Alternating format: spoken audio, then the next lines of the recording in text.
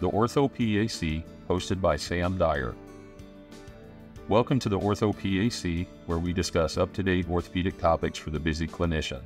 I invite you to sit back and relax as I attempt to fill in the gaps between education, current events, and real-world practice. Welcome back, listeners. We're continuing our discussion with Dr. Hall on pediatric overuse injuries in sports medicine.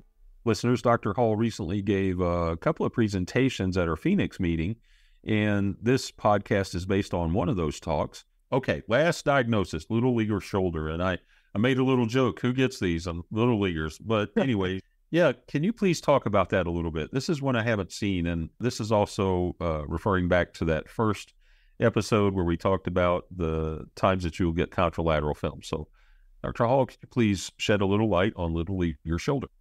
Yeah, so I think if you understand little leaguer's elbow or immunoepicondylitis, the concept is the same. So the history is going to be exactly the same. I'm looking for those red flags of playing both catcher and pitcher, not having enough time off during the year, which we see quite frequently here in Arizona. Those are the red flags that I will see. And a lot of times, medical providers who are not as familiar with the kids are kind of frequently calling like rotator cuff issues, or maybe there's a labral issue.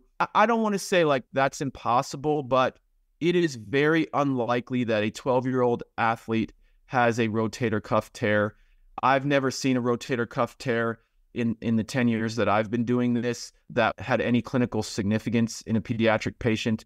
I know one of my partners did have one case that actually required a surgery, but I would say also labral tears are fairly uncommon in the young patients, and they probably, if they are present, do not have any clinical significance a lot of times, or can be improved with just doing physical therapy. So I'm not super on the hunt for those diagnoses, but I tell you the exam finding that is most prominent for me is if the athlete has a total normal exam, but then you just push laterally over the proximal humerus, that will elicit significant pain, or at least be that Harry Potter wand spot. They may not say it's severe, but they may say, yes, that's where I feel it.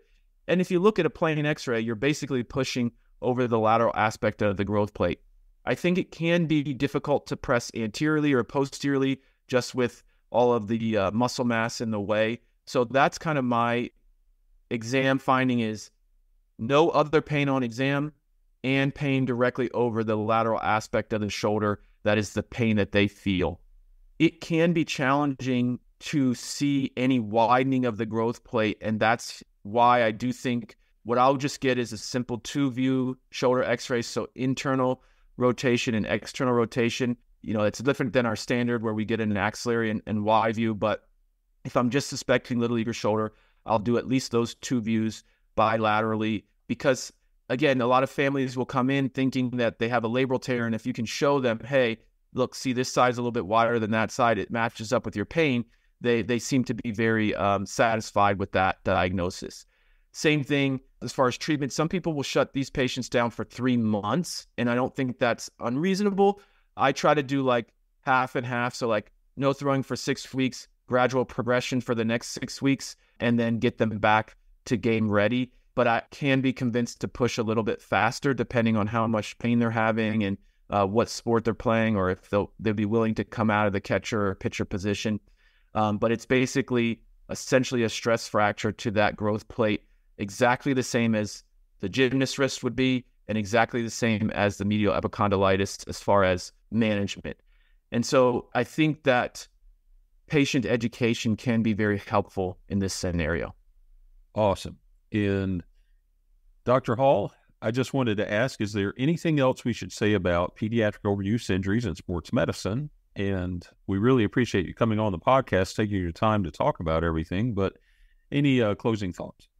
You know, this is what I mentioned in the beginning of the talk when I gave it, is just remember that overuse is a mechanism of injury. It is not the diagnosis.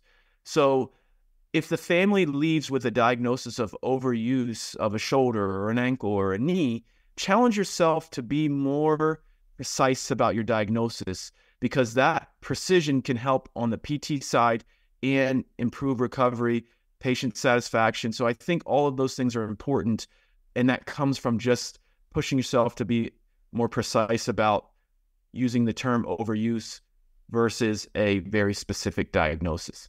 All right. Dr. Hall, thanks so much for being on today. And I look forward to hopefully hosting you in the future and talk about adolescent sports nutrition. But for now, I appreciate your time.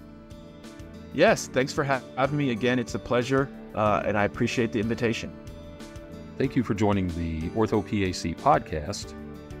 We also welcome you to visit our website, paos.org, where members can download virtual conference content and get Category 1 CME. Also, if you're a non-member, please visit the aapa.org Learning Central for the PAOS virtual content.